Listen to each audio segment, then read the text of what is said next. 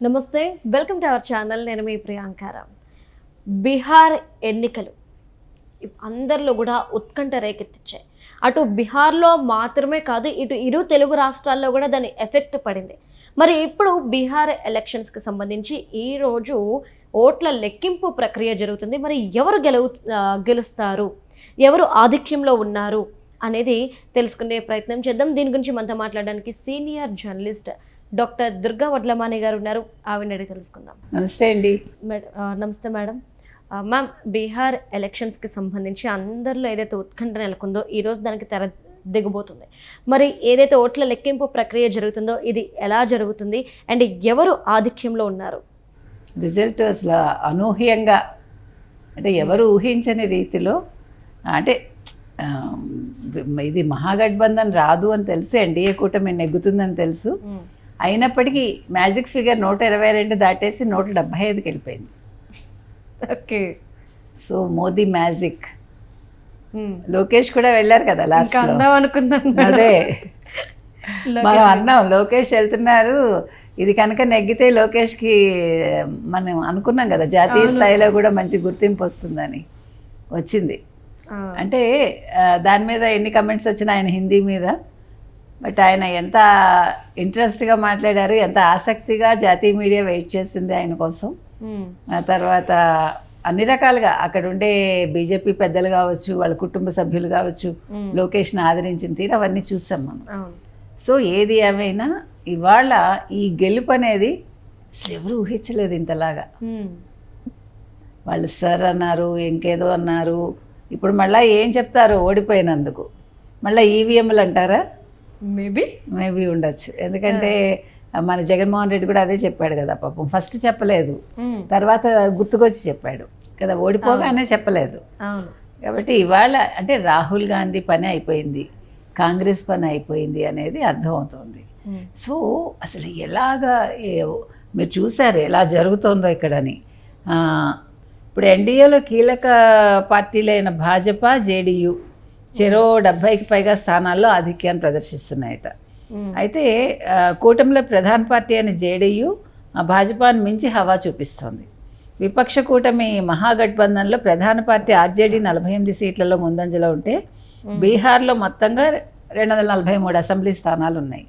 అయితే ఇక్కడ ఈసారి మరి యాదవ్స్ గెలవకూడదని అనుకున్నారా ప్రజలు లేదు ముస్లిం ఓటు కూడా ఇదైందా హిందువులు ఐక్యత ప్రదర్శించారా? ఓకే అంటే దేశంలో జరుగుతున్న పరిణామాల మీద ఇటీవల కాలంలో హిందువుల్లో ఒక జాగృతి వచ్చింది వాళ్ళలో వాళ్ళు మేల్కొన్నారు అనేది మనం వింటున్నమాట.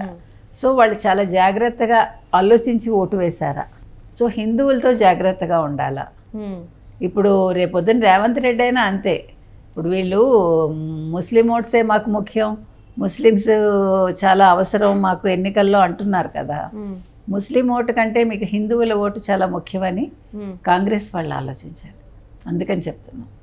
కాబట్టి మనం అసలు ఈ రౌండ్స్ చూసుకున్నామంటే మీకు అంటే కూటమిల వారీగా వీళ్ళు పోటీ చేసిన స్థానాలు చూద్దామండి. ఎన్డీఏ జేడీయూ 101 భాజపా 101 లోక్ జన్ శక్తి రామ్ విలాస్ది 28 హిందుస్థానీ అవామ్ మోర్చా హెచ్ఏఎం 6 సీట్లు రాష్ట్రీయ లోక్ మోర్చా 6 మొత్తం స్థానాల్లో పోటీ చేశాయి. మడౌరాలో లోక్ జనశక్తి అభ్యర్థి సీమా సింగ్ నామినేషన్ తిరస్కరించారు. దీంతో స్వతంత్ర అభ్యర్థిగా అంకిత్ కుమార్కు ఎన్డీఏ మద్దతు ప్రకటించింది. సో మహాగఠబంధన్ మీరు ఆర్జేడీ చూసుకుంటే 143 Congress 61 CPI ML L 20 Vikassheel Insaan party 12 CPI 9 CPM 4 Indian inclusive party 3 Janshakti Janata Dal 1 స్వతంత్రులు 2 కొన్ని చోట్ల స్నేహపూర్వకంగా పోటీ ఉంది. ఇది మహాగఠబంధన్కి సంబంధించి. ఇక ఇతరులు చూసుకుంటే మన జన్ సురాజ్ పార్టీ మనం అనుకున్నట్టుగా 38 సీట్లలో వీళ్ళు పోటీ చేశారు. బీఎస్పీ 130 ఆప్ 121 ఏఐఎంఐఎం 25 రాష్ట్రీయ లోక్ జనశక్తి 25 ఆజాద్ సమాజ్ పార్టీ కాన్షీరామ్ 25 ఇంకా తదితర పార్టీలు కూడా బరిలో ఉన్నాయట. సో ఇప్పటి వరకు 2 విడతల్లో ఎన్నికలు సాగాయి మనం చూసామండి. 2 దశల్లోనూ ఈసారి రికార్డు స్థాయిలో ఓటింగ్ అనేది జరిగింది మనం చూసాం. ఓట్ల శాతం కూడా నమోదైంది. సో పురుషుల్లో 62.98% నమోదైతే మహిళల్లో 71.78% ఓటేశారు. ఓకే, తొలిదశ పోలింగ్ నవంబర్ 6 జరిగింది కదా, అప్పుడు 121 స్థానాలకి ఓటింగ్ జరిగితే ఓటర్లు 3.75 కోట్ల మంది తమ ఓటు హక్కును వినియోగించుకున్నారు. బరిలో నిలిచిన అభ్యర్థులు మొత్తం 1314 మంది అయితే నమోదైన పోలింగ్ శాతం 65. ఇక మీరు రెండో దశ చూసుకుంటే కనుక అయితే నవంబర్ 11 జరిగింది. సీట్లు 122, ఓటర్లు 3.70 కోట్ల మంది, అభ్యర్థులు 1302 మంది, పోలింగ్ శాతం 69. సో మొత్తం అంటే 1951 తర్వాత రాష్ట్ర చరిత్రలో తొలిసారిట అత్యధికంగా దాదాపు 67.13% పోలింగ్ నమోదైందిట. అందుకని ఈసారి అసలు బీహార్ మీద అందరి దృష్టి పడిందండి.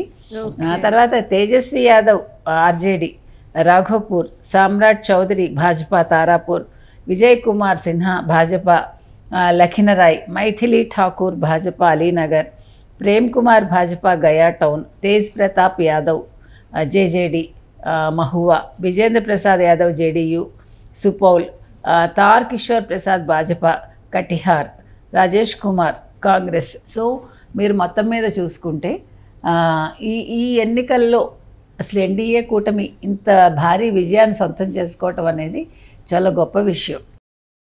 ఇంతమంది అభ్యర్థులు, ఇన్ని పార్టీలు, ఓ పక్క ఎన్డీఏ, ఓ పక్క మహాగఠబంధన్, ఇవన్నీ కలిపి, అది కాకుండా స్వతంత్ర అభ్యర్థులు, ఇంకా రకరకాల పార్టీలు, ఇన్ని నేపథ్యాల మధ్య ఈ విజయం అనేది ఇది మామూలు విషయం కాదండి. అంటే అనూహ్యంగా అసలు ఎవ్వడూ ఊహించినంత ఎన్డీఏ వస్తుందని ఊహించారు, కానీ ఇంత మెజారిటీ వస్తుందని ఎవడో అనుకోలేదు. 175 సీట్లతోటి ఇప్పుడు ముందంజలో ఉంది. సో చివరికి ఏమవుతుందో చూద్దాం. మరి ఎవరు ముందుకెళ్తారు, ఖచ్చితంగా వాళ్ళే. అంటే ఇంకొకటి, ఈసారి ఎన్డీఏ ఏం చేసిందంటే, మీరు కనుక గమనిస్తే నితీష్ కుమార్ని ముఖ్యమంత్రి క్యాండిడేట్గా ప్రకటించలేదు లాస్ట్ వరకు. మీకు మా ముఖ్యమంత్రి క్యాండిడేట్ అని చెప్పలేదు. నితీష్ కుమార్ని పేరు తీసుకొచ్చారు తప్ప తెర మీదకి ముఖ్యమంత్రి క్యాండిడేట్ అని చెప్పలే. అందుకే లోకేష్ ఎందుకు వెళ్ళారంటే, యాక్చువల్గా చంద్రబాబు నాయుడిని, ఎందుకంటే ఆయన కొంచెం ఇదిగా ఉన్నాడు నితీష్ కుమార్, అందుకే లాస్ట్ మినిట్లో లొకేషన్ పంపించారు అని. చంద్రబాబు నాయుడు గారిని రమ్మని అడిగితే ఆయనకి టైం లేక లొకేషన్ పంపించారని. ఏది ఏమైనా లోకేష్ వెళ్ళారు. మరి నితీష్ కుమార్కి ఏ హామీలు ఇచ్చారో, ఎలా బుజ్జగిచ్చారో మనకు తెలియదు. మరి ఇప్పుడు ఎన్డీఏ కూటమి తరఫున నితీష్ కుమార్నే మళ్ళీ ముఖ్యమంత్రిని చేస్తారా, ఇంకెవరినైనా చేస్తారా చూడాలి. తర్వాత వీళ్ళు కూడా తేజస్వి యాదవ్ను కూడా వీళ్ళు లాస్ట్ మినిట్ వరకు అనౌన్స్ చేయలేదు ముఖ్యమంత్రి క్యాండిడేట్ కింద. ముఖ్యంగా రాహుల్ గాంధీ పట్టించుకోలేదు అసలు. రాహుల్ గాంధీ ఎప్పుడో చేతులు ఎత్తేసాడు. అది కూడా ఒక మైనస్ వాళ్ళకి, ఇది మహాగఠబంధన్కి. ఎందుకంటే ఎప్పుడూ కూడా ఒక వ్యక్తి మొత్తం తన చేతి కిందకి అందరినీ తీసుకురాగలగాల, చేయలేకపోయాడు. కాంగ్రెస్ హస్తం పార్టీ గుర్తుతో ఉన్నప్పటికీ రాహుల్ గాంధీ హస్తం కిందకి ఎవరు రాలేదు. రాహుల్ గాంధీ దాన్ని పరహస్తగతం చేసేసాడు. సో ఇప్పుడు మనం ఇప్పుడు మాట్లాడుకునే టైంకి 184 అండి ఎన్డీఏకి. తర్వాత మహాగఠబంధన్ 52, జన్ సురాజ్ 2. యాక్చువల్గా జన్ సురాజ్ ప్రశాంత్ కిషోర్ది. ప్రశాంత్ కిషోర్ మధ్యలోనే తప్పుకున్నాడు, నేను నిల్చోనని చెప్పాడు ఆయన. ఆయన ఓట్లు చీలుస్తాడు, ఎన్డీఏకి నష్టం అవుతుందని అనుకున్నారు. కానీ ఆయన పెద్దగా ఆయన ప్రభావం ఏమీ లేదు. అంటే డబ్బు సంపాదన వేరు, వేరే పార్టీలను గెలిపించడం వేరు, తాను వ్యక్తిగతంగా గెలవడం వేరు అనేది ఇక్కడ ప్రూవ్ అయింది. అంటే మన సలహాలు పక్కవాడికి పనికొస్తాయి కానీ మనకి పనికిరావు అనేది ఇక్కడ మనం చూస్తున్నాము. సో అది అతనికి అర్థమైపోయింది. చివరికి వచ్చేసరికి చేతులెత్తేసిన వాళ్ళల్లో ప్రశాంత్ కిషోర్ కూడా ఉన్నారు. ఓకే మ్యామ్, అంటే ప్రశాంత్ కిషోర్ లైఫ్ ఎలా మారిపోద్ది మరి? రెండు అంటే ఇది చాలా ఘోరం కదా మేడం, పక్క రాష్ట్రాలకు వెళ్ళి సీఎంనే గెలిపిస్తాను. అదేం లేదు, he's mentally prepared I think. ఎందుకంటే తనకి సిచ్యువేషన్ అర్థమయ్యాక అతను ముందే నేను కంటెస్ట్ చేయను అన్నాడు. నా పార్టీ తరఫున అన్ని స్థానాల్లో అభ్యర్థులు నిల్చోబెడతానని అన్నారు. సో తన బలం ముందే తెలిసిపోయింది అతనికి. నా ఇన్ఫ్లుయెన్స్ ఏమీ లేదు ఓటర్ల మీద అని అర్థమయ్యాక వాళ్ళు పెద్దగా ముందుకు వెళ్ళలేదు. కాబట్టి డబ్బులున్నాయి ప్రశాంత్ కిషోర్కి, ఇప్పుడు ఏం కావాలి? ఇంకా రాజకీయాలకు దూరంగా ఉంటే మంచిదేమో. Thank you so much. Thank you.